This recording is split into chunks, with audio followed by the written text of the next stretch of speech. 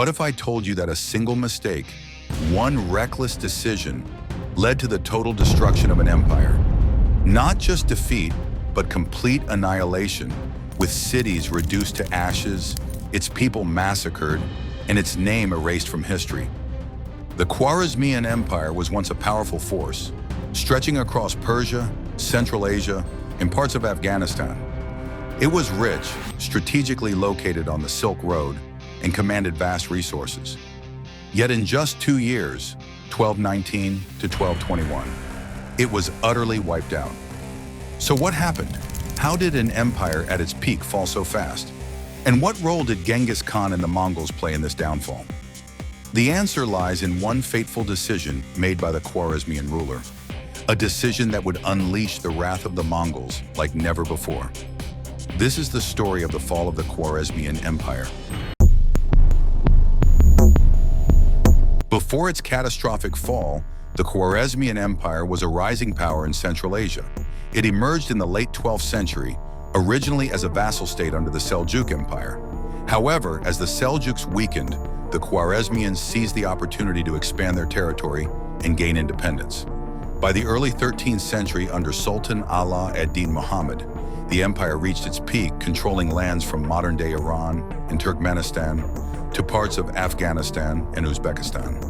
Its capital, Urgench, became a major center of trade, wealth, and culture, benefiting from its position along the Silk Road. Sultan Muhammad was ambitious. He saw himself as a ruler on par with the Caliph of Baghdad and the great empires of his time. But his growing arrogance would soon lead him to a deadly miscalculation, one that would put him face to face with the Mongols. By 1218, Genghis Khan had unified the Mongols and conquered much of China. But instead of immediate war with the Khwarezmians, he sought peace. He sent a large trade caravan to establish diplomatic and commercial ties. However, the governor of Otrar, Inalchuk, suspected the Mongols of being spies and had them arrested. Instead of investigating, he executed them all and seized their goods. Genghis Khan, still hoping for diplomacy, sent 3 envoys demanding justice. But Sultan Muhammad made a fatal decision. He had one envoy killed and the other 2 mutilated. This was a direct insult to the Mongols. For Genghis Khan, diplomacy was over. The execution of his envoys was unforgivable, and he vowed to annihilate the Khwarezmian Empire. What followed was not just a war, but a campaign of total destruction unlike anything the world had seen. With diplomacy shattered, Genghis Khan declared total war on the Khwarezmian Empire. But this wasn't just an invasion. It was an extermination campaign. In 1219, he led an army of around 200,000 Mongol warriors, divided into 3 powerful columns, each with a specific mission. The first target? Otrar, the city where the Mongol merchants were executed. After a brutal 5-month siege, the city fell. The Mongols executed most of the population, and Governor Inalchuk, the man responsible for the massacre, was captured. His punishment? Molten silver poured into his eyes and ears. From there, the Mongols swept through the empire with unstoppable force. Cities like Bukhara and Samarkand, considered some of the richest in the Islamic world, were utterly destroyed. Genghis Khan reportedly stood in the ruins of Bukhara and declared, "I am the punishment of God. If you had not committed great sins, God would not have sent a punishment like me upon you." The Khwarezmian armies, despite their numbers, were disorganized and outmatched.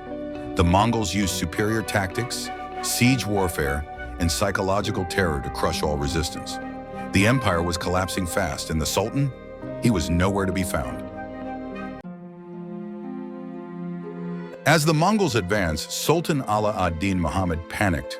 Instead of organizing a strong defense, he abandoned his army and fled westward, hoping to escape the Mongol onslaught. He moved from city to city, first to Nishapur, then Ray, then Hamadan, but the Mongols were always close behind. Genghis Khan had ordered his generals to hunt him down, ensuring there would be no Khwarezmian resurgence. By late 1220, the once mighty Sultan was a broken man, wandering through Persia with only a handful of followers. Eventually, he fled to a remote island in the Caspian Sea, where he fell sick and died in December 1220. Some say he died from pneumonia, others from despair. But one thing was clear: his empire had crumbled and he had nowhere left to run. But his son, Jalal al-Din, was not ready to surrender just yet. With Sultan Muhammad dead, his son, Jalal al-Din, tried to mount a last-ditch resistance. He gathered the remaining Khwarezmian forces and prepared to fight back against the Mongols. In 1221, he made his stand at the Battle of the Indus River. Against all odds, he initially won a few victories, proving to be a skilled warrior. But when Genghis Khan himself led an overwhelming Mongol force against him, Jalal al-Din's army was crushed. As the Mongols slaughtered his troops, Jalal al-Din made a desperate escape, riding his horse straight into the Indus River and swimming across to India. Genghis Khan, impressed by his courage, ordered his men not to shoot him. With Jalal al-Din gone, the Khwarezmian Empire was officially dead. Cities were burned to the ground, populations were massacred, and what was once a thriving empire became a wasteland of ruins. The Mongols were not just conquerors, they were masters of psychological warfare, military strategy, and total domination. The Khwarezmians, despite their wealth and numbers, were outmatched, outmaneuvered, and outthought. This brutal collapse reshaped Central Asia and the Middle East forever, and it serves as a lesson. Underestimating your enemy can cost you everything. If you found this story fascinating, don't forget to like, subscribe, and hit the notification bell for more historical breakdowns.